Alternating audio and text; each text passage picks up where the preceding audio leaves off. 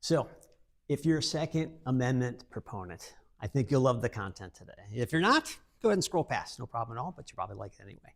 Some of you may know, probably don't, but over the years of designing clothing, I have made clothing for police officers, CIA, FBI, some other 3 named agencies I can't even say, and actually 3 magicians where I have signed a waiver that I cannot say anything about how I made their garments to conceal and carry different things.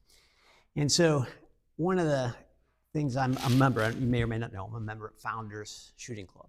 And so we've asked an expert, Adam Orozco, is going to come in and see us real quick here. Adam, we'll just take a stance here. So Adam is an expert marksman. Yes. Number one, he's the general manager of both clubs, yes. As well. Mm-hmm. And he's also an instructor. And so when we're concealing and carrying, you have another job that you do when you're not at Apex or at Founders, which is... I do private security on the side. So I do private security for high-end clients, celebrities, politicians, you name it, I have done it. Awesome. Mm-hmm. And so you are required to conceal and to carry. Yes. Obviously, right? Mm-hmm. And so let's talk about that a little bit. I'll give the clothing perspective, but I think what our followers want to hear, if you're going to wear tailor clothing, because our clients, for the most part, they're wearing tailor jackets, suits, sport coats, things like that. I conceal and carry, not every place. Like I don't go into a client's house concealing and carrying, right? For example, if I'm going to a restaurant or something like that, and I'm probably packing some heat, right? And so we make the clothing a certain way. Okay. And so question for you, being an expert, because you carry every single solitary day, right? That's right. Yeah. So number one is talk about positions. If you're going to conceal and carry, you're wearing a jacket. You taught me, I think, 3 o'clock, right? And 12 o'clock. Right. So depending on the type of hand you have. So if you're lefty or righty. So if I'm righty, so I carry from my 12 o'clock to my 3 o'clock. That's where I usually feel comfortable from doing. Past my 3 o'clock is uncomfortable for me, right? So where I feel comfortable, once again, 12 to 3. If you're lefty, I recommend carrying from 12 to your 9 o'clock, right? That's what I feel most recommended because now that's a natural stance, right? This is an unnatural stance to carry or anything like that. You kind of conceal. I mean, you're going to give out where you're trying to look for in the firearm position. Gotcha. So now, if you're carrying today, right? Yes. So you have your sidearm on. What's your gun of choice when you're carrying? Glock 43X. Glock 43X. Okay. So when you're carrying your Glock, what's normal? Do you like it more in the appendix position, which is 12 o'clock or 3 o'clock, or is there? I like it more towards the front. Right now, I have it on my side, but I like it more towards the front, especially since I have a jacket on, right? So what are the pros and cons when you have a jacket on? You kind of print. It shows out more, especially if you have it buttoned up or buttoned together. You so can print out more. For our listeners that do not know what that means. Print is basically showing where the firearm is located, so it's kind of like a bulge. So right now, I don't know if you can see it, but I have more of a bulge on my right side than more on my left side. So if you kind of see it or kind of pay attention to what people are doing, you kind of see that I'm carrying a firearm right now. Okay, so let me step in, and this is where I can really help. For example, I did not make you this jacket. No. One day we should. Okay. But when we do make your jacket, it's really important that you bring your piece in, or that we have your appointment. Because when I measure you, and I take out the measuring tape, for example, and I'll use him as an example, we're going to measure usually without his jacket on. So if you don't mind, let's take off your jacket just for a second. I'll show you.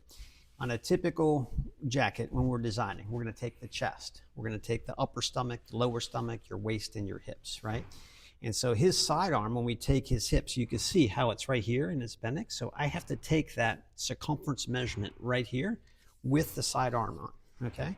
And so when we make your garments, for example, whatever this measurement is, that's what we call a skin measurement. And then when I make your garments, we give you an allowance that goes over that so that it lays nice and flush and you're not tracing where people can see your actual garments. So the thing is, when we make your garments to conceal and carry, is that garment, if you're not carrying, could be a little bit big as well. Gotcha. And so it's like sometimes you have most of the clients that do that, that's what they do, right? And so for the ones that are interested, it might be just the jacket that you're going to wear out when you do carry, and you're going to the nightclub or you're doing whatever that you do as well.